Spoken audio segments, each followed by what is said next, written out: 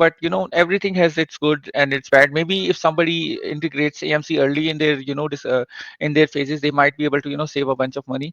So yeah. Presence be strong. What's the brand story? All of that, and then figuring out those things as well. And then from there, okay, is it just a single product? Is it an entire product line? What does that really look like, and what's your vision? But I think the really easy approach to grow a brand on Amazon and off Amazon is just creating content that can go viral, and then maybe giving it It's work, right? So I would say yeah. anybody who's trying to get into the game, like, don't expect it to just be like a passive, easy thing, and definitely not at first. There's a lot to learn, So and how did you come up with the name PPC Farm? oh, that's a great question. So you're not making money, right? Then who cares? You could be making all kinds of revenue, but at the end of the day, if it's not profitable revenue, then what's the Yep. point, right? I mean, of course, maybe when you're launching. What's your take on the external advertising, especially on Amazon? Yeah. Oh, Uh, like off Amazon advertising and extensive. bringing traffic into.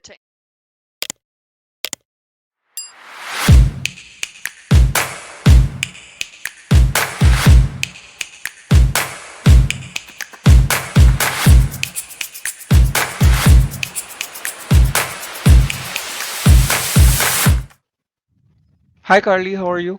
Hi, I'm doing great. Thanks so much for having me. I'm excited to be here. Thank you so much for coming. As really means a lot. So how did you come up with the name PPC Farm? Oh, that's a great question. So, actually, it's funny because we sometimes get people asking if we can help them with their actual farm and agriculture, but obviously, we don't actually do any real farming. The farming that we do and where the name comes from is in the way that we handle keyword discovery. We call it farming, and it's an analogy that I'm sure people are familiar with, but basically, it just refers to discovering the keywords and then harvesting them right into the performance campaigns. So it comes from the way that we approach PPC. Yeah, makes a lot of sense. You guys need to negate some stuff as well so that farmers stop looking for you. Exactly, that's right. So yeah, so starting with the I am seeing a lot of stuff. Last year Amazon has released a lot of stuff like advertising. Has gotten a lot more complicated than it used to be. So what's your take on that, especially with regards to the AMC? Because it's kind of a like the way I see it, it's kind of a buzzword right now. So Yeah. yeah. For sure. I mean, I think it's definitely exciting that more people are able to have access to AMC and that we have AMC and sponsored products and that kind of thing. But I kind of agree with your take that it is a bit of a buzzword right now, and I do think that it's beneficial for certain sellers and certain categories at a certain level. But I do honestly think for the majority of sellers, it's not they might not necessarily be at those advanced levels. I'm excited that we have it, and I'm excited that it's available, and I'm hoping it'll get even more publicly available.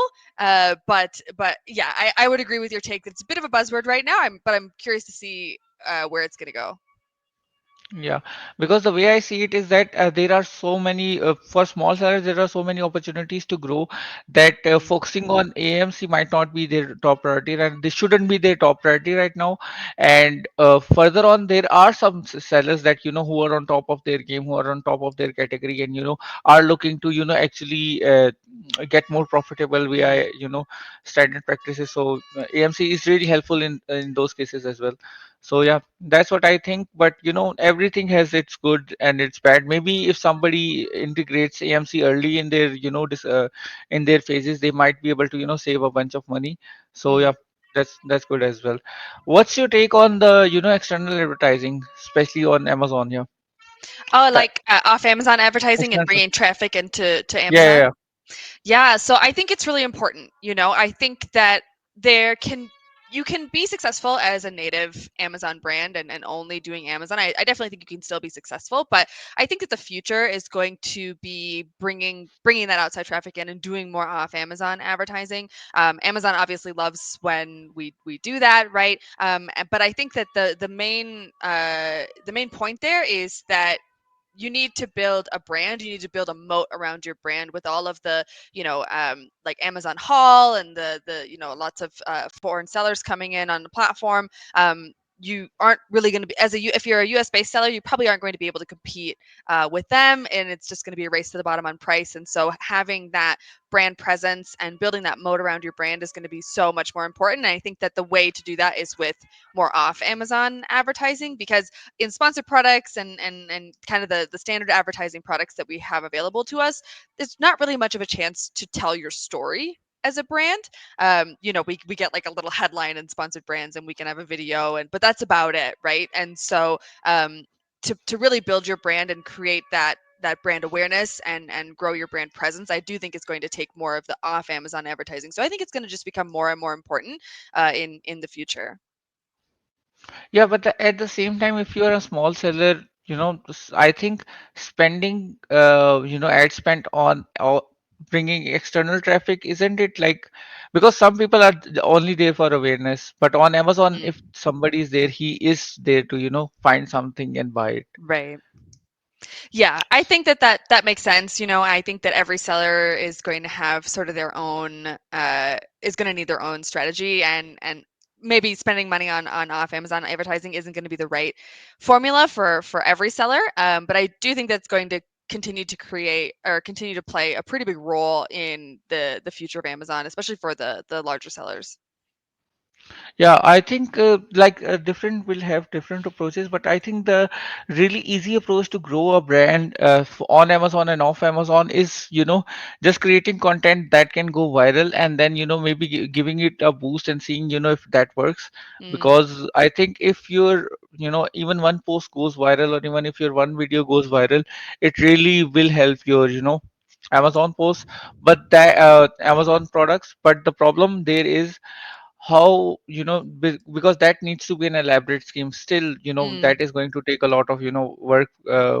Yeah.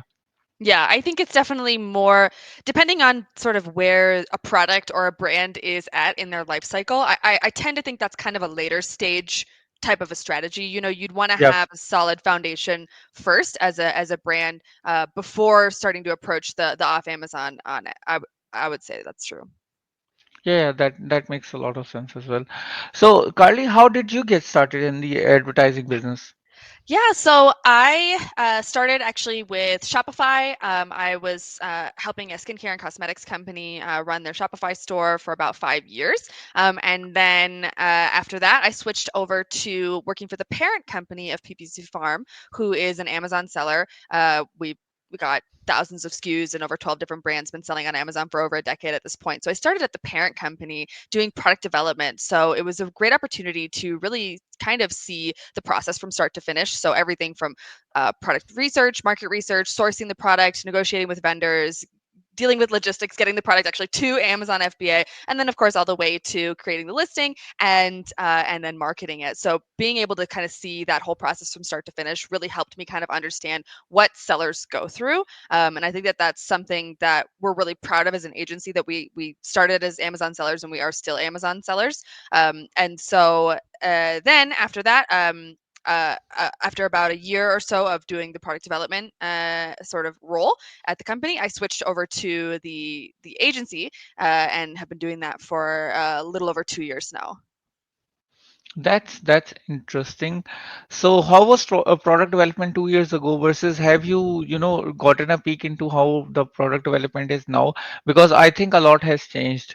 Yeah, I know, even in just a couple of years, right? So I think that, like I was kind of saying before, I think it's going to be even more important to have that moat around your brand, and I think that goes for products as well. In terms of us and the parent company, we have actually been shifting away from we had some private label brands, right? We've really been shifting away from that and going for more like original IP type of products that are unique, original, and the downside of that is it takes a lot of time and effort and the right people to really design something like that. Whereas with private label, you can just kind of slap your brand on it and you do the Amazon marketing and you're good to go, right? So there's trade-offs, there's pros and cons, but I do think that that's going to be kind of the way to remain successful on Amazon in the future. Yeah, we have been trying to develop this product for about 1.5 year, and we are nowhere near the completion. So Yeah. I do understand you. So yeah, that's I think that's where everything is going for, because if you see a product on Alibaba or any other vendor, Mm, and you want to slap your product like a brand title, that is not going to work because everyone mm, has copied it. I think yes. previously there used to be only Chinese sellers versus some like there are like I think 1,000 sellers for every product that is out Mm, there, that is bulk mm-hmm. produced. So yeah, makes a lot of sense. Yeah. So Carly, tell me, like I have been having this discussion with almost all the agency owners that why don't you make your own brand? Like why Ah, not your own product? Yeah.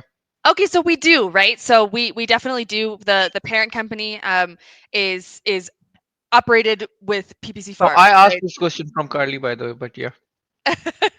Yeah. So yes, so we do well, like I said, we have thousands of SKUs and over 12 different brands at this point. And we still, operate that, and the parent company uses PPC Farm as their agency essentially. So everything that we do for our clients, we do for our own products as well. And I do think that that is, like I said, something we're really proud of, because it helps us not only understand like what sellers are going through right now, what sellers are going through with all the changes that Amazon is constantly making, right? But it also helps us to be able to consult and give really good advice, because while our main service offering is PPC management, of course that doesn't exist in a vacuum, and you can throw money at ads all day long, but if you don't have optimized listings, then they're not going to convert, right? And so being able to kind of have those conversations with sellers, I think, has been really beneficial, for our clients, because they're able to have a kind of a partner that understands Amazon as a whole, sort of the entire ecosystem. And we're not just running their ads, right? I mean, we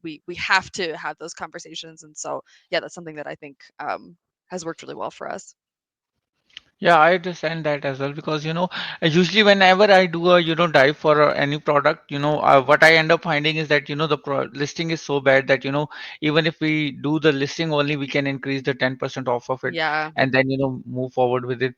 But then again, listing is area where you are like if I make this change, if they suppress this listing, or if anything happens, Mm. that's like you could be in deep water. So how do you handle that?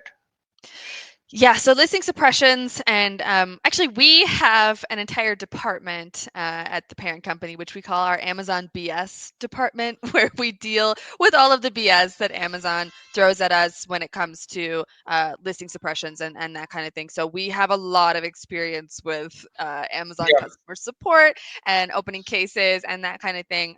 But it's always an all hands on deck kind of situation whenever we have some sort of suppression, because um, it can just take so long to get Yeah. those things sorted out, and you can lose so much momentum while it's happening. So anytime we notice that, whether it's for our own products or for our clients, of course, like it's just it's a red alert, Yeah. and Yeah. so yeah, absolutely. Yeah, the other day I was thinking that, even if Amazon puts in like 1% of education into their, sport, Mm, into their Amazon sport, that can actually drastically change everything. Like everyone will be so happy. I think they would just make a lot more money if they just put some education into Amazon sport, because yeah. you would start a case with one person. Like one Mm. person would come into the chat and tell you something else, and then you call them and they give you another answer, and then email person gives you another answer, because that's what happens with me whenever there is a situation. Like I text them, and then I chat with them, and then I call them, and then I also have the email sent to them, and Mm. then and the responses are so different that I'm like, okay, that confuses you, that actually gives you so much. Oh yeah. uh so yeah, I think Yeah, but we have Rufus, so yeah, yay, yeah, Yeah, but no, I totally agree. I think that if Amazon, like you said, put even just a little bit more effort into their support and figuring out how to actually offer quality support to sellers, that I can't imagine it wouldn't benefit them as well. I mean, yep, having more products for sale more of the time has got to be beneficial for them. So yeah, it's definitely unfortunate. yep. So since you said that you have dealt with logistics, Mhm. how's that coming up, because Amazon has gotten a lot more strict on logistics in the past year. Like this Q4, I think they were, going in for the kill, because, a lot of products did Mm. get delivered, but there was last date and, stuff like that. And even after the last date, they weren't getting active. So yeah, I'm sure you saw those issues as well. So Yeah, yeah. yeah. This year was really brutal, I think. We have had inventory stranded issues pretty often this year. It took months to get things checked in, things just sitting in inbound or whatever for honestly months in some cases. So yeah, this year was particularly bad, I would say. Yep. And I hope it's going to get better. But I don't have any high hopes. Yeah, me neither, because they introduced AWS and we actually went with it, Mm, but still, it was such a mess. It's still a mess, because we still are waiting for some inventory that we couldn't get in until December. So we have actually lost a significant. We are actually incurring loss as we speak. yeah, So yeah, yeah. And I really would down on that. say for sure. And I would say to sellers, the deadline that Amazon gives you for checking in Q4 inventory, it's around October. Pay attention to that and take it Yeah. really seriously because they're not messing around. They really will not, even look at your inventory and you Yep. might be completely out of luck on Q4. So definitely keep that in mind. I know we're really far away from Q4 at this point, but take it seriously. Yeah, I think we all need to set reminders and stuff like that, because Yeah. the problem with actual good account is that I think as the account gets better, like as your brand gets better, everything gets more complicated, because previously if you had a private label brand and it went out of stock, you were like, okay, I sell $2,000 worth of inventory, I have money, so let's just manufacture more, and let's Mm, just put it on order and stuff like that. But when you are like doing $200,000 a month, then you are like, okay, this is getting serious. And if you are doing a million a month, then you are like, okay, I cannot go out of stock for even one day, yep. and if I do, I lose my all my rank. So yeah, that's very. It's one of the most important things, because it is so hard. It can be really hard to recover even from just, a week of being out of stock. Amazon really punishes you, and we've been seeing that get worse and worse, honestly.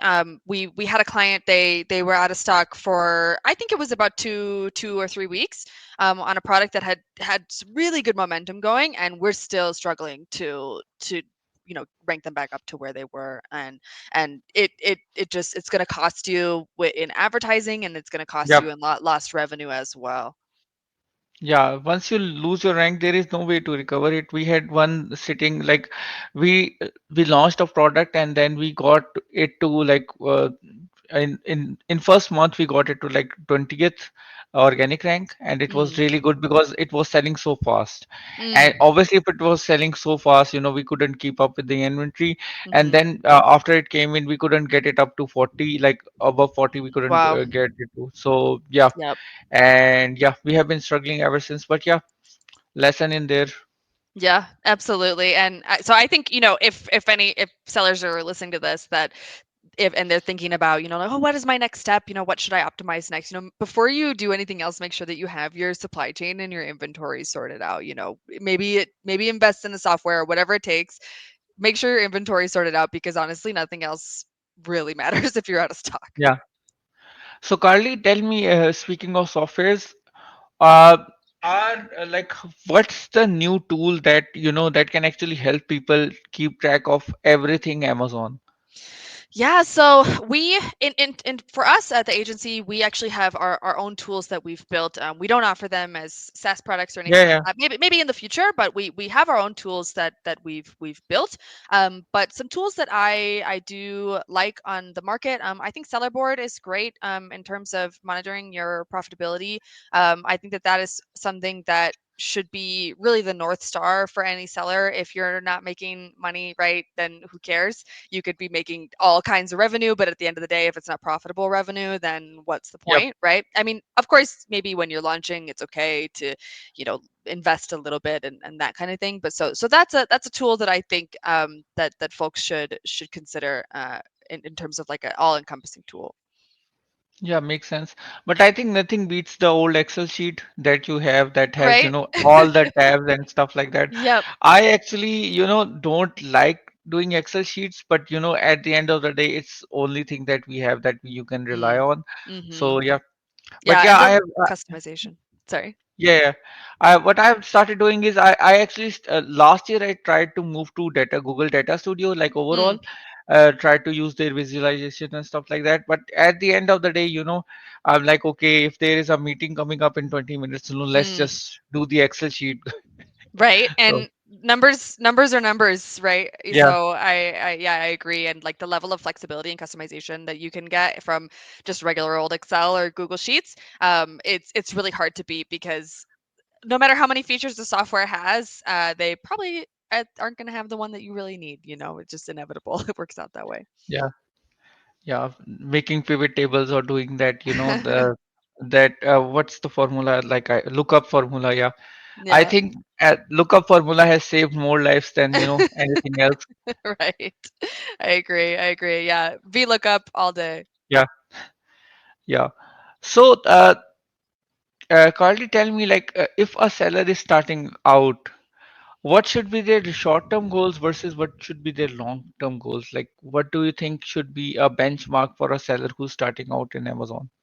Yeah, so I do think that there's been a lot of talk recently about how hard it is to get started on Amazon, and I think there's some truth to that. I think that it is definitely a different game than it has been in the past. I think that new sellers should think really carefully and thoughtfully about the product that they're going to be launching, what their actual uh, and what their goals really are right from the beginning. It's not just going to be something that you can do as an easy side hustle and it's a set it and forget it kind of a thing. Eventually, you might be able to get there, but it's work, right? So I would say Yeah, anybody who's trying to get into the game, like, don't expect it to just be like a passive, easy thing, and definitely not at first. There's a lot to learn, and it's not just going to be so simple. So that's the first thing I would say. And then in terms of short term versus long term goals for new sellers, I think that like I said before, profitability really should be your north star.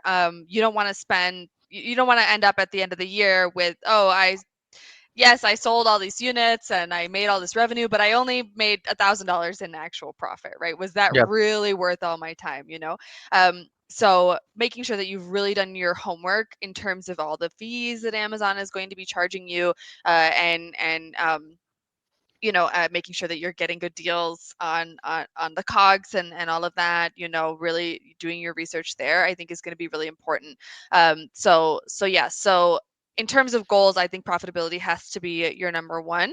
And then from there, figuring out, kind of making that long-term plan of where what's your vision for this. Is it just going to be a product that sells on Amazon and it's like some sort of household good or kitchen item? That's fine, if that's your goal. But then, do you want to build it into a brand? Like, do you care about having it, the brand presence be strong? What's the brand story? All of that, and then figuring out those things as well. And then from there, okay, is it just a single product? Is it an entire product line? What does that really look like, and what's your vision?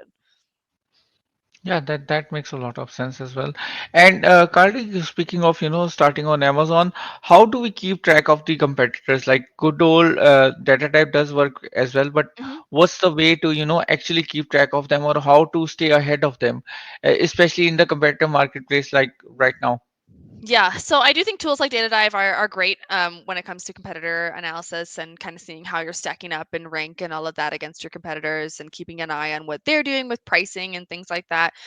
Beyond that, I think it can be a little bit overwhelming in a space to because there's a lot of noise. There's competitors, it's constantly changing, right? So I think it can be useful to pick kind of your top five competitors that you're tracking, and within those sort of top competitors that you're tracking, some can be like your big future term goal. This is a really big competitor. I Yeah, hope to be like them in several years, right? But then within that, also keep track of people who are competitors who are at your level, right? How can yeah, because when you're climbing the ranks and when you're moving up, you're not going to be you don't have thousands and yeah. thousands of reviews. Like, it's going to take you time to get there. So track them, but also track folks who are more at your level. Yeah, that makes a lot of sense as well. Because what have noticed is that, sometimes you are tracking the top guy and you're not looking at the guy who's right beside you. And Yeah. while doing that, that can actually be very, very bad as well. What I do is, for my one of my clients, is that we are ranked on number like 1 through 6 Mhm. for almost all the keywords for last 3 years. Mhm. But what I regularly do is I look at all the new competitors, Mm. because sometimes they are bringing in innovation, and that's very Yeah. important. Because if somebody else is back in 2020, what happened was, I got a client who was trying to sell those LEDs, like LED Mm. lights, that goes into the strip LED lights. Mhm. And he ordered it, but what ended up happening was, he ordered the old SKU, like old version of Uh. it. And the new version, like the old version came with the remote, and new version came with the Android connectivity. Mm. And by the time that shipment reached Amazon, and he was able to list it, everyone else was selling the Android one. Mm. So obviously he was the only one who had a remote one, and obviously nobody wants a remote one when Yeah. they can just get it on their phone and just connect it. So yeah, and he ended up liquidating everything, and he was Oh, in wow. loss for like, he was minus something, when he met me, and I had to minus him more just to Yeah. get his inventory liquidated. But yeah, Wow, yeah, no, so that's a great example, because there's tons of innovation that could be happening, whether that's at the product level itself, or yeah, even just in like, oh, they have a really cool idea for a main image for this product that yeah, really shows, things like that. I think that's a great point to keep an eye on kind of the up and comers. yeah. So Carly, do you have any closing remarks? Because that's almost the end of our podcast. Yeah, for sure. Well, if anybody would like to connect with me, I'm always happy to talk about everything Amazon. It's kind of what I do all day, and I love doing it. Yep. So feel free to connect with me on LinkedIn. My name's Carly Mcmillen. Or if you'd like to connect with the agency, it's ppcfarm.com. And I will just plug that we do offer a 60-day free trial for all new clients, just so they can kind of put us to the test, make sure we're a good fit. And so I think that that's a great option for a lot of folks who are maybe thinking about switching or are looking to start working with an agency and maybe haven't before. Yeah, makes sense, makes sense. Thank you so much for coming on the podcast, Carly. Thank Take care. you. Yeah, have a good one.